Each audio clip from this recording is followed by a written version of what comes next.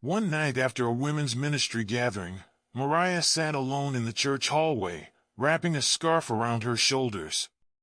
Her mentor, Sister Anaya, found her there. "You look like you've been wrestling," Anaya said gently, sitting beside her. Mariah laughed dryly. "More like limping out of the ring.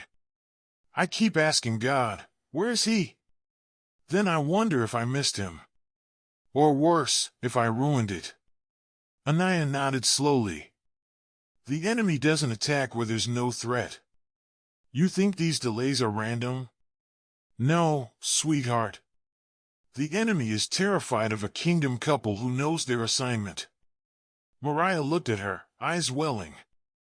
Anaya continued, "He sends counterfeits to distract, to drain, to detour. And if he can break your hope before the right one arrives, he'll keep you from even recognizing him when he comes." Mariah's silence gave space for truth to settle. "Don't let loneliness make you grab a distraction," Anaya said. "You're not just waiting for love. You're being refined for a mission." Weeks passed, and Mariah began to see things differently. She stopped asking God where her person was and started asking what else he wanted to do in her while she waited. She started waking up early to pray not for a husband, but for wisdom. She took mentorship more seriously. She started volunteering again at the youth center and returned to the piano, something she had loved but abandoned after her last heartbreak. Her healing wasn't loud. It was quiet, hidden, holy. And then, during an outreach trip to another church on the edge of the city, she met Elijah. He wasn't flashy. He didn't sweep her off her feet. But from the moment he walked into the church, she noticed something different, not about him, but about her. There was no anxiety. No pressure to impress. No spiritual posturing. He spoke kindly. He asked about her purpose, not just her passions. When they prayed together that first night, she felt the room grow still, like something eternal had just aligned. It wasn't fireworks. It was peace. And it terrified her. Over the next few months, their friendship grew. They served together. They laughed over shared dreams. They cried in prayer for each other's wounds. Elijah never once rushed things, never once made her question her worth. He honored boundaries, sought God first, and led not with pride, but with peace. One day, Mariah asked him bluntly, "Why haven't you made a move yet? Most guys would have tried something by now." He smiled, his tone steady. "Because this isn't just about finding a wife. It's about building the kingdom. And I'm not just pursuing you, I'm pursuing the purpose God has for us together." That night, Mariah went home and wept. Not because she was in love, but because she finally realized she'd been positioned, not passed over. The delay hadn't been punishment. It had been protection. Preparation. Years later, after she and Elijah married and began a ministry for broken families, Mariah spoke at a women's conference. She stood tall, holding the microphone like a sword. "If you're in the waiting room, don't mistake God's silence for absence. Don't settle for temporary comfort when God is preparing you for eternal calling. A soulmate is not someone who fills your loneliness, it's someone who strengthens your faith." She paused, locking eyes with the crowd. The right relationship at the wrong time can still be the wrong relationship. But when God writes the introduction, you don't have to force it. It won't be chaos, it will be clarity. It won't be rushed, it will be revealed. Today, when people ask Mariah what a kingdom couple looks like, she doesn't just point to a photo. She points to their journey. She tells them about spiritual warfare, about the tears, the breaking, the surrender. She reminds them that Ruth didn't find Boaz by searching, she found him by serving. She reminds them that Esther wasn't chosen in a moment, she was prepared through a process. And she leaves them with this: your soulmate won't just love you. They'll help you love God better. So if you're still in the waiting, wait well. Trust the pruning. Trust the protection. Because one day, your divine alignment will walk in not with fanfare, but with peace. And in that moment, you'll know, this isn't just a relationship, it's a calling, wrapped in flesh. And it will all have been worth it. Are you ready to see the invisible hand of God moving in your life? Because the truth is, your love story is already being written. The ink is divine. The author is perfect. All you have to do is trust, prepare, and walk in obedience. And we're not done yet. There's still one more way, perhaps the most powerful way, that God leads you to your soulmate. It's so unexpected, so overlooked, yet so incredibly beautiful. Don't miss it. Click the next part now. You're closer than you think. Your soulmate may already be closer than you realize. Are you ready to recognize them when God brings them into view? Stay tuned, your story is just beginning. Field of Promise, a story of divine timing and hidden purpose. The sun had barely broken the horizon when Eliana tied back her hair and stepped into the field outside the village. The dew clung to her sandals, and the scent of earth hung in the air, soft, alive, filled with the promise of a new day. She moved slowly, scanning the stalks of grain, her basket swaying gently by her side. No one knew it, but Eliana was not just gathering grain. She was gathering courage. Her life hadn't gone as she had once imagined. She had loved before, once, deeply, but the relationship had ended in betrayal, and the wound it left behind was still tender beneath her smile. Friends told her to move on, that someone better would come. But she didn't want better. She wanted purpose. I'm not just waiting for a man, she whispered to herself that morning. I'm waiting for what God built me for. What Eliana didn't realize was that something divine was already in motion. Heaven had heard her prayers in silence, counted her tears when no one else noticed, and now, her steps were being guided, quietly, purposefully, towards something more. Across the village, Caleb rubbed his eyes awake and glanced at the parchment his mentor had given him, a request from an elder man named Eliam, asking him to inspect some land on the village's edge. Caleb had almost refused. The timing was inconvenient, and frankly, he had no interest in farmland. But something stirred in his spirit. Not urgency, just peace. So he went. As he approached the edge of the fields, the tall grass swaying like worshippers in the wind, he paused. There, bending near the wheat, was a woman, focused, graceful, unaware she was being watched. He didn't say a word. Not yet. That day was unremarkable in the eyes of the world, but in the pages of eternity, it was an intersection of destiny. God doesn't always reveal love through thunder or lightning. Sometimes it comes softly, in the scent of barley, the hush of morning, and the simple obedience of two people living faithfully in their assignment. Eliana wasn't looking for love that day. She was looking to be faithful. And that's exactly what positioned her. She had no idea her quiet diligence, her resilience, her healing journey, were drawing her nearer to the one crafted not to complete her, but to walk with her in God's design. Weeks passed. Caleb returned to the fields, again and again, under various reasons, checking the land, assisting locals, delivering seed. But his eyes always searched for her. They exchanged glances, then words, then stories. He learned she'd been hurt but had never turned bitter. She learned he'd once chased ambition, but now chased only purpose. One evening, as twilight sank into the fields, they sat near a tree. Caleb looked over and said, "I used to think love would feel like a spark. But with you, it feels like alignment." Eliana smiled. "I used to think love would save me. Now I know I had to be healed first, to be ready." Their story, like the stories of Ruth and Boaz, or Rebecca and Isaac, was not built on manipulation or chance. It was crafted by divine timing, subtle, but sure. The world might call it coincidence, but they called it providence. God had not given them perfect people, but prepared people. He had not given them flawless timing, but holy timing. And the love that grew between them didn't distract from their faith, it fueled it. In every prayer they prayed together, in every encouragement they gave one another, in every challenge they faced with hands clasped, their faith deepened.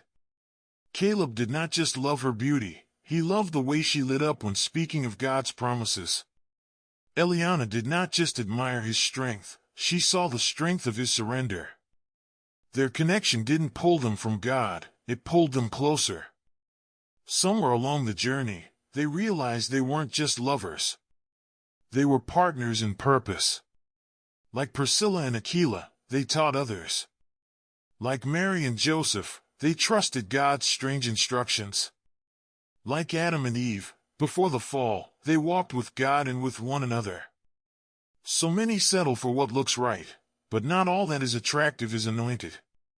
Love that comes from God doesn't ask you to compromise your calling. It aligns with it. Their story reminds us, your soulmate isn't someone who saves you. There's someone who walks with you, toward the one who already did. If you're reading this and wondering why your love story hasn't begun, take heart.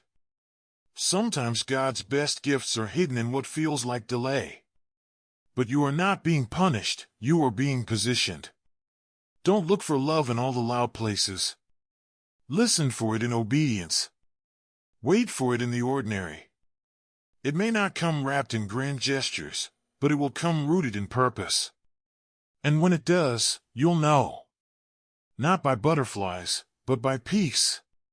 Not by chaos, but by clarity. Not by striving, but by divine alignment. The Battle for Destiny, a story of waiting, war, and divine love. The sound of worship music filled the modest little apartment as Mariah sat cross-legged by her bedroom window, a Bible open in her lap and a journal resting beside her. Her fingers lingered on a half-written sentence, "Lord, I trust your timing, but why does this feel so long?"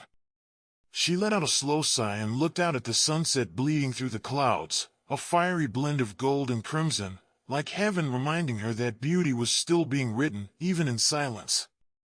At 29, Mariah wasn't bitter. But she was tired. Tired of almost relationships. Tired of conversations that began with God but ended in compromise. Tired of meeting people who claimed to be sent, but left her emptier than before. She had given too many chances to charming smiles and soft lies, men who quoted scripture, but never carried the Spirit. Somewhere along the line, her heart had learned to test fruit, not just words. And still, the weight felt heavy. Have you ever stopped to wonder, what if you've already met the person God has chosen for you, but you just didn't recognize it?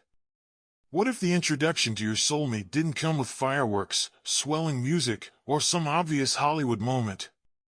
What if the meeting was disguised in the ordinary, the unnoticed, the beautifully subtle hand of God weaving your stories together when you weren't even looking?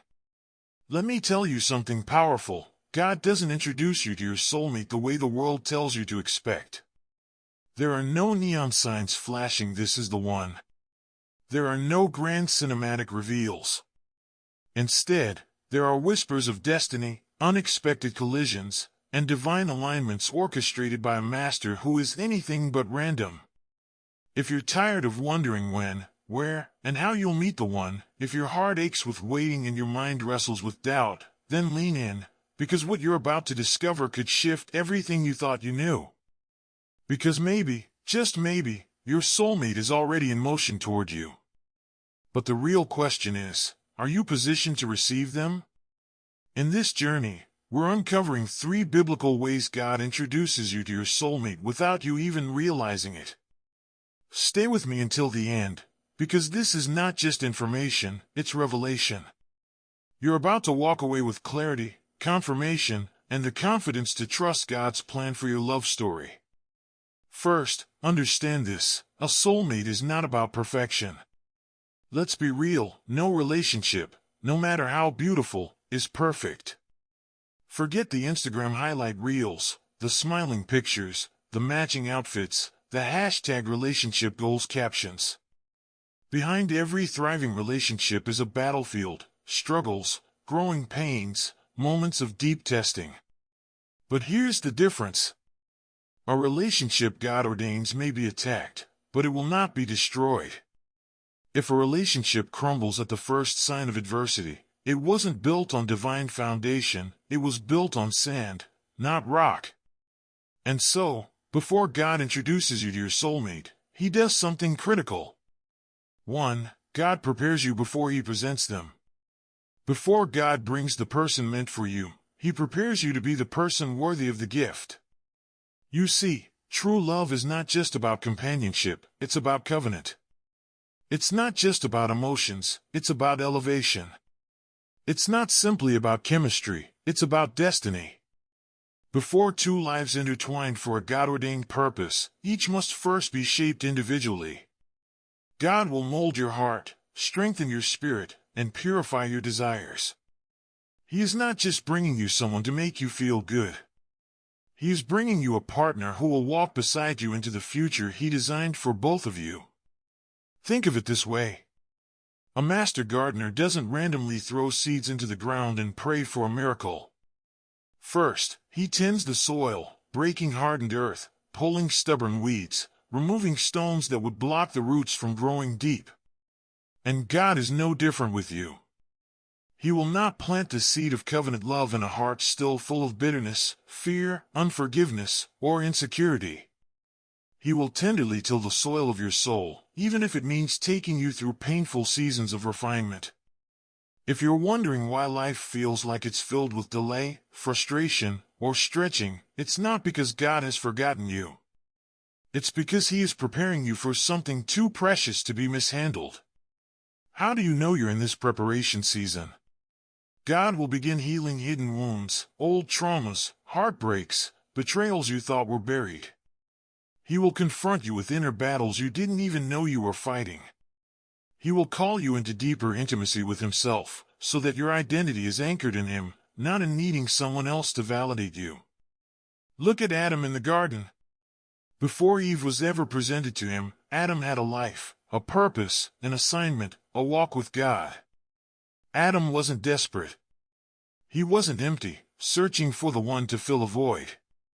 He was whole, and Eve was given as a complement to the fullness already thriving inside him. Friend, hear this. A soulmate does not complete you. They align with the completed work God has done in you. And yes, there will be waiting. And yes, it will feel long and sometimes painful. But waiting is never wasted when God is involved. If you try to force a relationship before you're ready, you risk inviting unnecessary heartbreak. Premature connections lead to premature breakdowns. God's timing is not punishment, it is protection. And when He finally brings the right person, you'll know why you had to wait. The joy, the peace, the divine alignment, it will all be worth it. 2. God aligns your paths in ways you never expected. God is the master architect of your story. The divine weaver of your days. The one who orchestrates seemingly random events into miraculous moments. We often imagine meeting our soulmate through perfect timing, careful planning, or maybe a dating app carefully curated to our tastes. But God's way is usually far more surprising and far more perfect. Look at Ruth. A widow. A foreigner. An outsider with nothing left but loyalty and faith. Yet in the midst of her loss and uncertainty, God was steering her steps.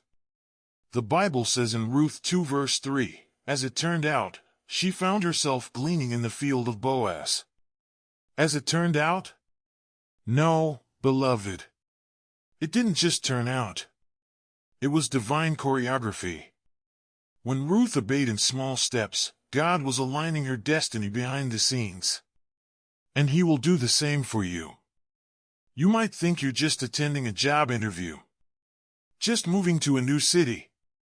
Just helping a friend with a random errand. But behind that normal-looking moment, heaven may be setting up a life-changing encounter. Because providence often wears the disguise of the ordinary. God is not bound by human strategies or expectations.